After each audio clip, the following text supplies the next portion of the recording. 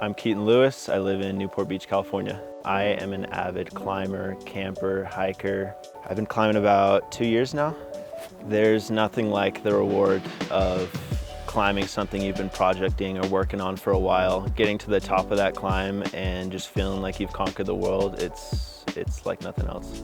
Nature's what drew me to climbing, and it's difficult because you kind of got to start in the gym and really build the endurance and the skin and kind of the power. But it really makes it worth it when you get outside and you've kind of put the work and the training in so that you can come to these beautiful places and climb out in nature.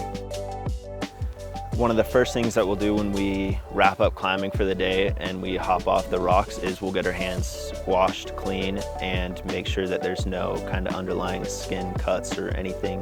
But it's also really important to just keep your hands washed and clean so that they can kind of start the repairing process, and RinseKit is just kind of the perfect solution to that.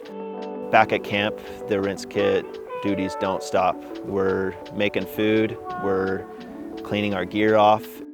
I love the battery-powered pressurization because it's consistent, it's powerful, it's gonna knock all that chalk, that grime, the blood off my hands, and just kind of the convenience. It's just a very small little cube and it just tucks away nicely in the car. When you strap it down, it's not gonna bounce around on these roads.